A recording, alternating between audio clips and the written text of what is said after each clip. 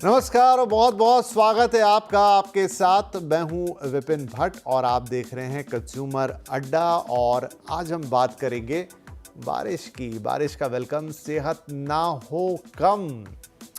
अब देखिए, बारिश का मौसम आता है, हम सबको बहुत अच्छा लगता है। भीगने का भी मन करता है, गरम गरम चाय पकौड़े का भी मन करता है और बहुत सारी मस्ती करने का मन करता है। लेकिन साथ में बारिश की दिक्कत ये है कि जब ये आती है तो अपने साथ बहुत सारी मुश्किलात भी लेकर आती है। ख़ास तौर पे जो सेहत से जुड़ी हुई बात है, भीग गए तो सर्दी खांसी जुकाम का झंझट, खान पान में पेट बिगड़ा, पानी गड़बड़ हुआ तो दूसरी तरह की दिक्कत, स्किन के साथ प्रॉब्लम, यानी ढेर सारी मस्ती तो होती है लेकिन उतने ही कॉम्प्लिकेशंस भी लेकर आती है। लोग खूब बीमार पड़ते हैं। तो हम चाहते हैं कि आप इस बारिश को अच्छे से एंजॉय करें, जम के एंजॉय करें और साथ में अपनी सेहत का भी उतना ही ख्याल रखें। वरना क्या होता है, मज़ा किरकिरा हो जाता है। बारिश में भीगे तब अच्छा लगा, 4 दिन जैसे बिस्तर पे जाते हैं उसके बाद इतना अफसोस होता है अंदर से कि ये हो गया वो हो गया। अगर आप स्कूल कॉलेज में हैं वो मिस होते हैं, अगर आप जॉब में वो मिस होता है, आप कुछ भी कर रहे हो लाइफ में, लेकिन वो 4-5 दिन 7 दिन आपके लिए ऐसे हो जाते हैं कि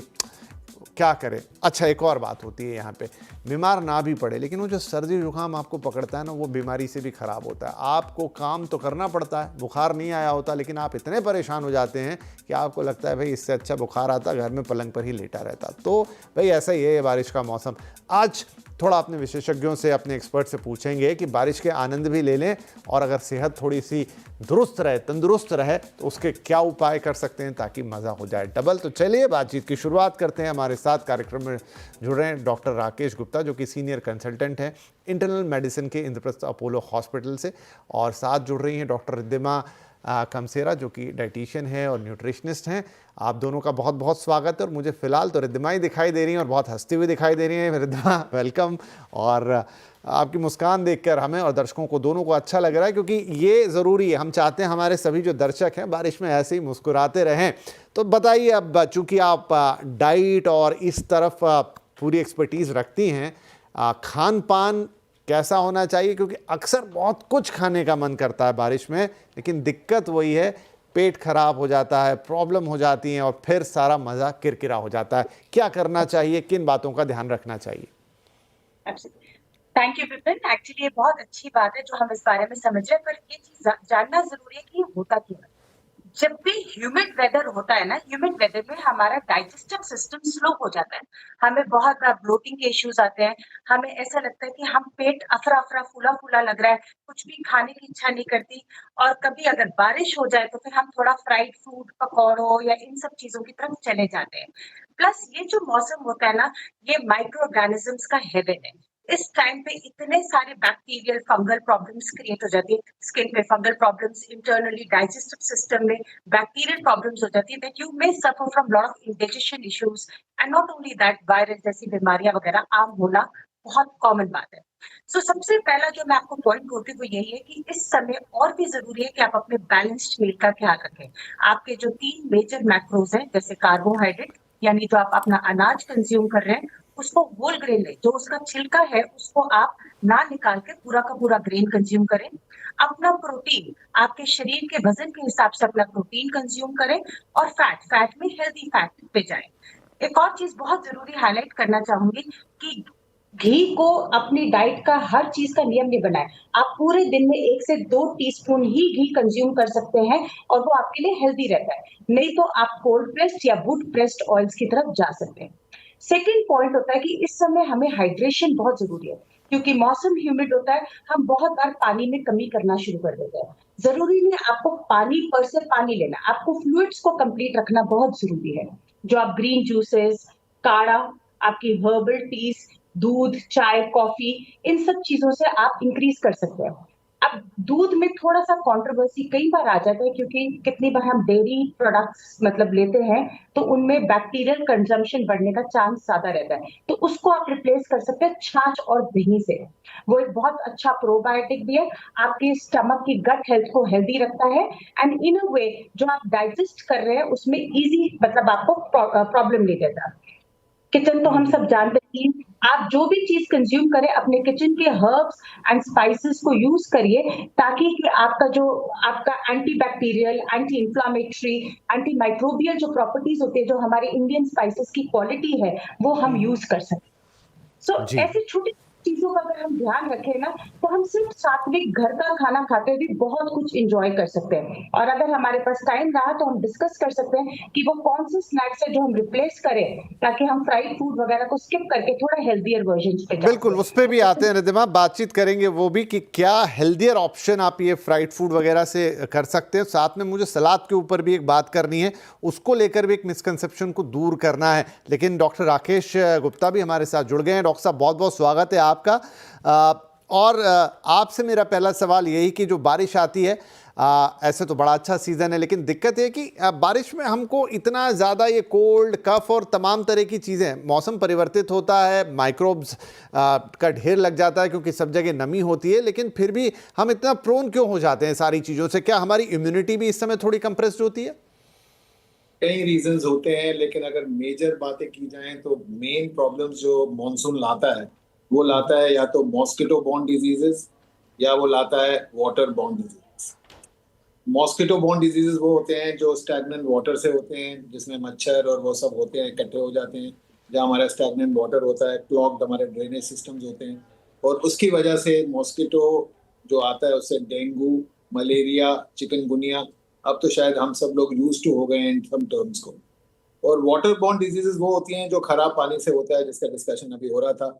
और खासतौर पे गैस्ट्रोएंटेराइटिस जिसको कहते हैं, जिसमें पेशेंट को डायरिया, लूज मोशन होता है। टाइफॉइड, हम सबको मालूम है टाइफॉइड का नाम। कॉलेरा, जो आज भी हमें देखने को मिलता है सैडली, बिकॉज हाइजीनिक कंडीशन जैसे हमारी हैं। और कुछ अदर कंडीशन जैसे लेप्टोस्पायरोसिस जो खराब सॉइल से होता है, या यूरिन ऑफ एनिमल्स या पेट से होता है। ये सारी कंडीशन वाटर बॉर्न और मॉस्किटो बॉर्न ये दोनों होती हैं। इम्यूनिटी कम होती है क्या? नहीं, नॉट रियली। लेकिन होता क्या है कि मॉइस्चर इकट्ठा हो जाता है, और जब मॉइस्चर इकट्ठा होता है स्पेशली हमारे जॉइंट्स में या हमारे हिप्स में या हमारे जांघों में, तो फंगल इन्फेक्शन होने के बड़े चांस होते हैं। तो हमारी टांगों में, हमारे नेल्स के आसपास, हमारे जॉइंट्स में fungal infection, ringworm, athletic foot, ये काफ़ी कॉमन होता है। और ऑफ कोर्स ह्यूमिडिटी और चेंज ऑफ सीजन जब होता है तो हमें रेस्पिरेटरी इलनेसेस जैसे कॉमन कोल्ड, फ्लू, ये सब होता है।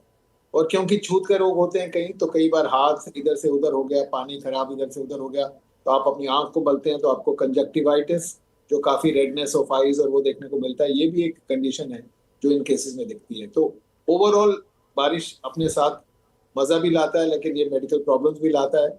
और अगर हम अच्छा प्रिकॉशन लें तो शायद खुद भी प्रिवेंट कर सकते हैं ये सब चीजों को।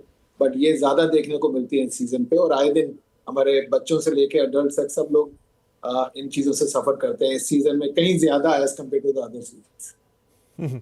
डॉक्टर साहब, अब एक और सवाल मेरा इस पे, ये बिल्कुल वाटर बॉर्न डिसीजेज या मॉस्किटो वाली डिसीजेज, लेकिन इस समय जो मैं अपने आसपास देख रहा हूँ, आस पड़ोस, ऑफिस, घर, सब जगह, तो इन दोनों में से जो आपने डिसीजेज गिनाई, चाहे वाटर बॉर्न हो चाहे मॉस्किटो, वो किसी को नहीं है, लेकिन फिर भी लोग बीमार पड़े हुए हैं। वो क्या कारण होता है? एक पहला कारण तो ये है कि हम सबका खान पीन कैसा है। जैसे अभी हमें डाइटिशियन बता रहे थे कि बेसिकली हमारा खाना पीना इतना पुअर है आजकल, और जंक फूड जो हम खाते हैं, और पानी का जो हम बाहर सेवन करते हैं, गोलगप्पे का पानी हो या वो बाहर का जो पानी वाली चीजें होती हैं, और शरबत और नींबू पानी और जो भी होता है, उन सब में कंटेमिनेशन होने के बहुत चांसेस होते हैं। और डेफिनेटली इतना हाइजीन हमारी कंट्री में नहीं है जितना होना चाहिए। और आई थिंक सैडली ये बात हम सब लोग जानते हैं। तो खाना पीना ज्यादा हो गया, एफ्लुएंस आ गया, लोग बाहर खाते हैं ज्यादातर, घर में खाना कम हो गया है। लोग मंगाते हैं आजकल, कभी भी कोई भी ऐप से कोई खाना मंगवा लेता है, कोई कहीं से आता है, कोई कहीं से आता है, कैसे पैक होता है, हाइजीनिक होता है कि नहीं, बनता कैसे है, शायद उसकी फिक्र हम कम करते हैं। तो आई थिंक खाना पीना, वाटर बॉर्न और ये बॉर्न, मॉस्किटो बॉर्न तो एक एडिड पॉइंट्स हैं, लेकिन अल्टीमेटली हमारी इम्यूनिटी डेफिनेटली पहले से कम हो गई है, और इसलिए ज्यादा जल्दी पकड़े जाते हैं हम। फॉर्चुनेटली वैक्सीनेशन आजकल बहुत अच्छे हो गए हैं। अडल्ट्स में वैक्सीनेशन एक बहुत इंपॉर्टेंट चीज है जिसके बारे में लोग ज्यादा ध्यान नहीं देते। फ्लू का वैक्सीनेशन, निमोनिया के वैक्सीनेशन, टाइफाइड के वैक्सीनेशन भी होते हैं। शिंग्रिक्स आपने सुना होगा, एक शिंगल्स का वैक्सीन होता है। ये सारे not specifically water borne, not specifically monsoon season, पर जनरली ये सारे वो वाले वैक्सीन होते हैं जो वैक्सीन प्रिवेंटेबल डिजीजेस को हेल्प करते हैं। तो आई थिंक उस पर भी हम सबको ध्यान देना चाहिए बॉडी की इम्यूनिटी के लिए, और अपने डॉक्टर्स जो हैं उनसे आप अपना परामर्श करिए और जैसे वो कहते हैं उनको फॉलो करिए। लेकिन अल्टीमेटली गुड हाइजीन है जो सबसे आपको बचाएगा इस सीजन में कोई बीमारियों से। नहीं, आपका कहना सही है कि ये जो हमारी इम्यून सिस्टम है काफ़ी कुछ उस पर भी, क्योंकि बहुत जल्दी हमको सर्दी खांसी ज़ुकाम, जैसा मैंने कहा ना कि मैं अपने आसपास जितने भी लोगों को बीमार देख रहा हूँ उनमें से किसी को वो डिजीज़ेज़ नहीं हुई जो आपने पहले बताई, लेकिन सब लोग कॉमन कोल्ड कफ इसी से प्रभावित हो गए। और वैक्सीनेशन की भी आपने बात कही, वो भी मैं थोड़ी और आपसे डिटेल में पूछूंगा रिद्धिमा। लेकिन ये देखिए अभी भी इसमें क्या निकला कि एक जो टिपिकल डिसीज़ेज़ हैं वो तो होती ही हैं, देखिए वो साफ़ सफाई का ख्याल ना रखना, मच्छर, ये वो तमाम चीज़ें, लेकिन ये कॉमन कफ और कोल्ड, और ये सीधा सीधा हमारे इम्यून पे डिपेंड करता है। और इम्यून मैं भी मानता हूँ कि 90% हमारे खान पान पे डिपेंड करता है। आप अगर कचरा खाएंगे वैसा इम्यून बनेगा, आप अच्छी चीज़ें खाएंगे वैसा इम्यून बनेगा।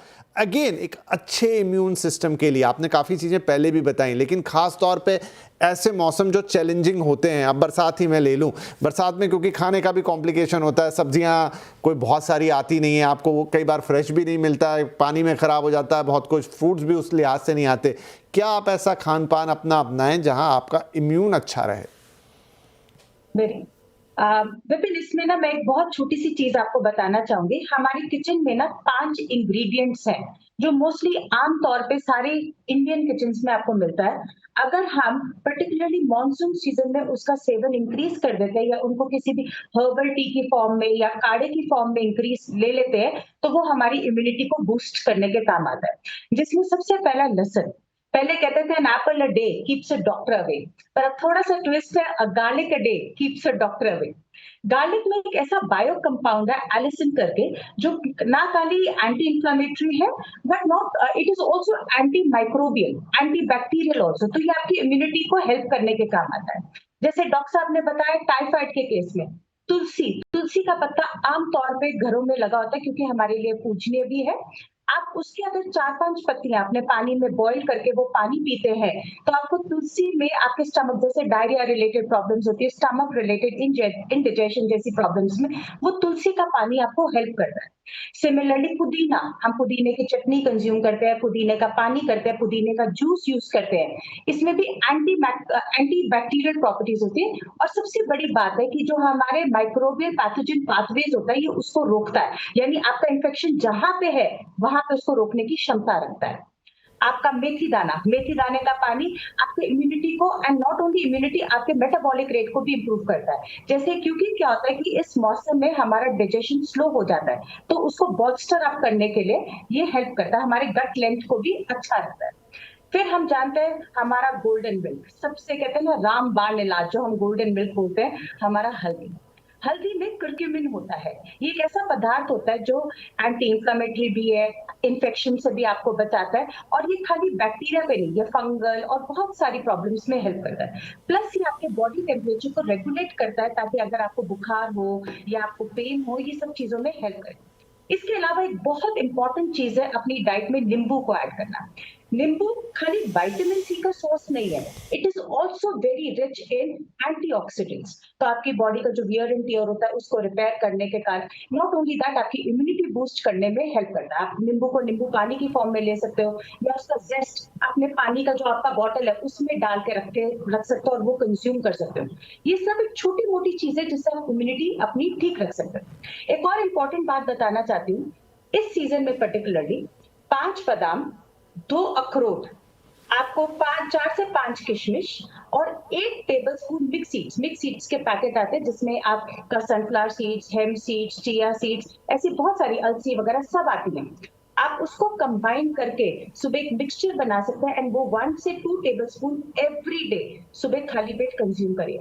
ये आपको बहुत अच्छा एंटी एसेंशियल फैटी एसिड्स का एक बूस्ट दे देता है सुबह सुबह, एंड ये आपकी इम्यूनिटी बूस्ट करने के भी काम आता है। So these are very few things, आपके किचन का सामान, आपके ड्राई फ्रूट्स एंड आपका vitamin C rich food. Suppose किसी को नींबू से प्रॉब्लम है तो फ्रूट खाइए, पर उसको उसी टाइम लंबा काट के मत रखिए, फ्रेश काटिए, फ्रेश खाइए, ताकि आपके vitamin A, C, antioxidants and fibre भी कंप्लीट हो। जो फ्रेशली अवेलेबल फ्रूट्स है, पर उनको काट के उसी टाइम ही कंज्यूम करिएगा, उनको को रखे मत रखिएगा, ये बहुत इंपॉर्टेंट पॉइंट है।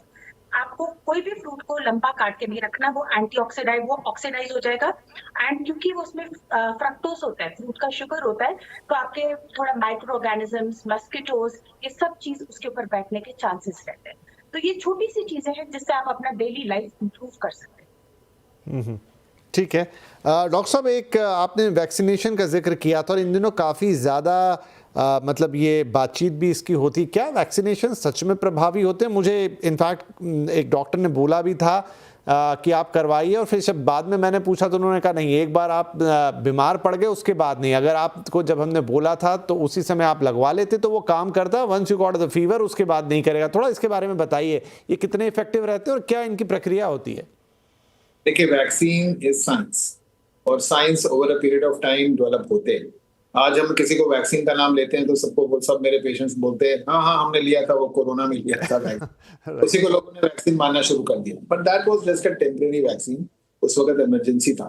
लेकिन अडल्ट्स में वैक्सीनेशन एक बहुत ही रिकमेंडेड चीज है। एंड कम से कम 5 ऐसे वैक्सीन है जो हम हर अडल्ट में रिकमेंड करते हैं आफ्टर द एज ऑफ 50। अरे तो जरूर लेना चाहिए पर से। एक तो फ्लू का वैक्सीन साल में 2 बार आता है, एक फरवरी मार्च के महीने में आता है, एक सितंबर अक्टूबर में आता है। प्रिवेंट करता है, फ्लू की तरफ इशारा करता है, जिसको कॉमन कोल्ड, जुकाम, खांसी चेंज ऑफ सीजन में होता है, उसके अगेंस्ट प्रिवेंट करता है। तो अगर आप इम्यूनो कॉम्प्रोमाइज हैं, अगर आपकी 50 साल से कम भी उम्र है और आपको अक्सर अस्थमा, ब्रोंकाइटिस या ऐसे चेस्ट वाली कंडीशन होती हैं, या आप HIV के पेशेंट हैं, या आपको कैंसर हो चुका है, या आपका कोई बॉडी की इम्यूनिटी कम है किसी वजह से, तो आपको किसी भी उम्र में ये वैक्सीन साल में एक बार लगाना चाहिए, जो आपको 1 साल के लिए प्रिवेंट करता है। येस, इट्स वेरी बेनिफिशियल और काफी अच्छा इसका असर होता है और एक अच्छी प्रिवेंटिव स्ट्रैटेजी है। लेकिन लगाया तभी जाता है जब अच्छे दिन हो, ये नहीं कि जब आदमी को प्रॉब्लम हो तब लगाएं, बिकॉज वैक्सीन को किक ऑफ करने में भी टाइम लगता है, 2 से 3 हफ्ते लगते हैं कि वैक्सीन किक ऑफ करता है। तो अच्छे टाइम पे ही उसको लगाना चाहिए। निमोनिया के वैक्सीन आते हैं, 2 किस्म के वैक्सीन आते हैं, उनको लगाना चाहिए 1 साल के गैप में 2 बार। अगर आप लगा लें तो जिंदगी भर के लिए आपको प्रिवेंशन रहता है। आजकल बूस्ट्रिक्स के नाम से एक वैक्सीन अडल्ट्स में है, जिसमें डिप्थीरिया, पर्ट्यूसिस जो कि वूपिंग कफ होता है और टेटनस उसके अगेंस्ट होता है, 10 साल में एक बार लगाना चाहिए।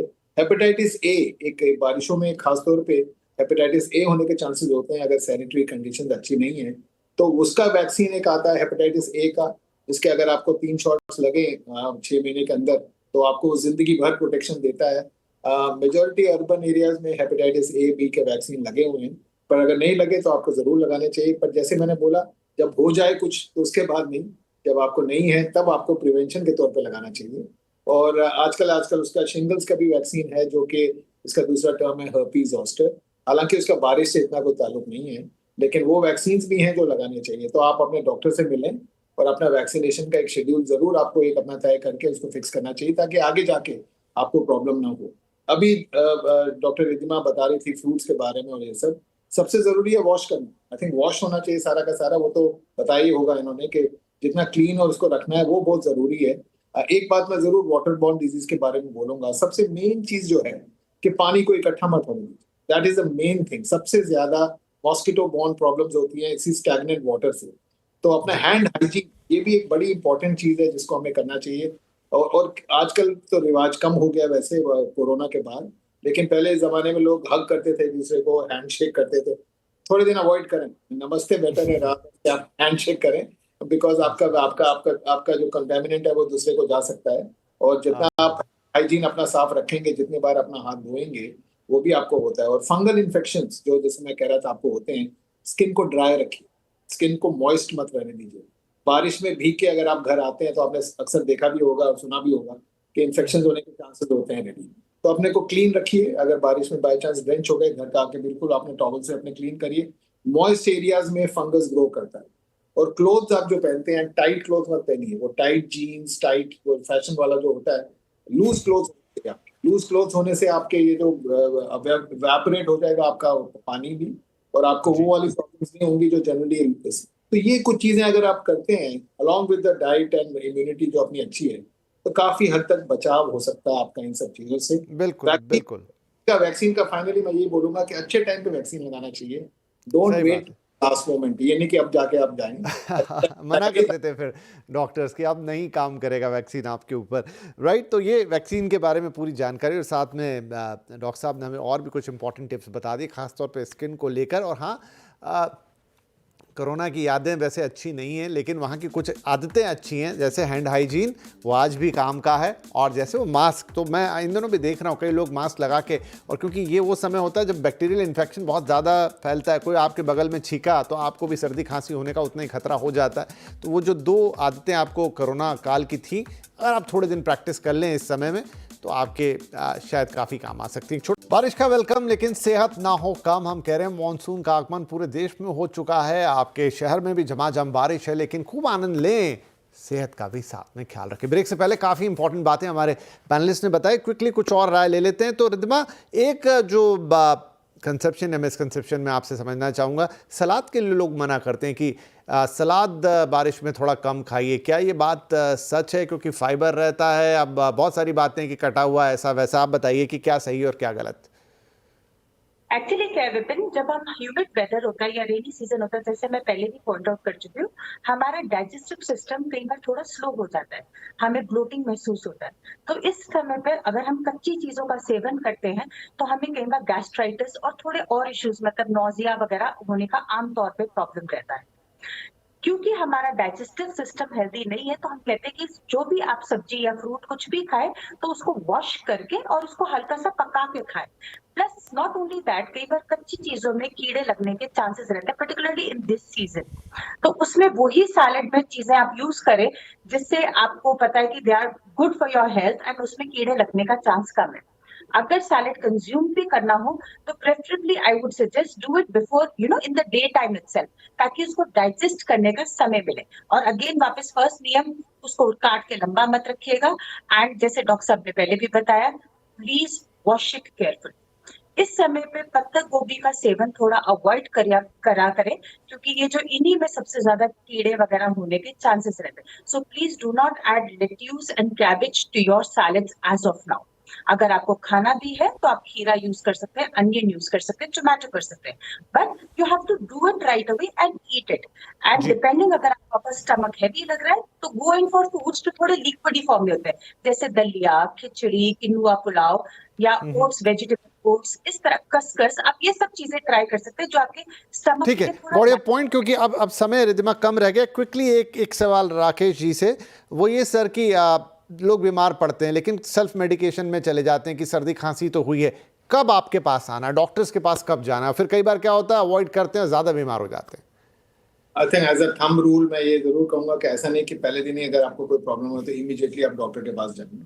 आई थिंक 1 या 2 दिन शायद अपना ट्रीटमेंट कर सकते हैं घर में। मेरे जो रेगुलर पेशेंट्स हैं अक्सर मेरे को फ़ोन करते हैं और शायद फ़ोन पे हम कोई टिप दे देते हैं उसको, या एक आध मेडिसिन ऐसे जिससे काम हो जाए। वायरल फीवर्स में वैसे भी पैरासीटामोल या उससे काम चल जाता है, लेकिन 2 दिन से ज़्यादा शायद इंतजार करना आप टाइम वेस्ट करेंगे। कई ऐसी चीज़ें होती हैं जो शुरू में पकड़ी जाएँ तो उसको वहीं निप कर सकते हैं बड में, और अगर आप उसको करने देते हैं सीजन में। आई मस्ट से कि मैंने अपने ओपीडी में टाइफाइड के बड़े पेशेंट देखे, और कई बार टाइफाइड के पेशेंट 3, 4, 5 दिन तक अपना इलाज खुद कर रहे हैं, कभी कभी एंटीबायोटिक भी ले लेते हैं, लेकिन डायग्नोसिस नहीं हुआ ठीक तरह।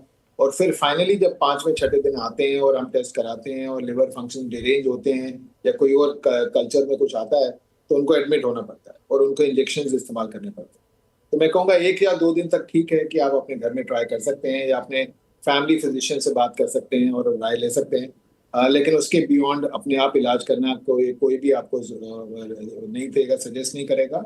और केयरफुल होना हमेशा बेटर है। तो अपने डॉक्टर से टच में रहिए और कोशिश करिए कि फिर उनसे मिले। आजकल एक रिवाज हो गया है कि हम सोचते हैं कि हम अपने टेस्ट करा लेते हैं खुद ही, तो किसी को घर बुला के सब टेस्ट भी कर लेते हैं, अब कुल मिला के 70-80 टेस्ट एक साथ हो जाते हैं, लेकिन ऑनेस्टली वो कोई तरीका ठीक नहीं है और उससे हमें कोई हासिल नहीं होता। तो आई थिंक अपना फैमिली फिजिशियन या रेगुलर डॉक्टर से टच में रहिए और 1 या 2 दिन से ज्यादा खुद इलाज मत करिए, नहीं तो नुकसान हो सकता है। जी, चलिए, बहुत ही अच्छी, उपयोगी और काम की बातें आपने बता दी आज इस शो के अंदर। तो ये काफ़ी हैं, इतनी बातें अगर सुन ली जाएँ, उस पर अमल भी कर लिया जाए बारिश के दौरान, तो ये मौसम आपके लिए कंप्लीटली सेफ़ रहेगा और आप इस मौसम को अच्छी तरह एंजॉय भी कर पाएंगे, अपनी मनपसंद चीज़ें खा भी पाएंगे, खुद स्वस्थ रहेंगे और आसपास के लोगों को भी स्वस्थ रख पाएंगे। बहुत बहुत धन्यवाद डॉक्टर राकेश और रिद्धिमा, आप दोनों का ही ये सारी बातें हमारे दर्शकों के साथ शेयर करने के लिए। थैंक यू, नमस्कार।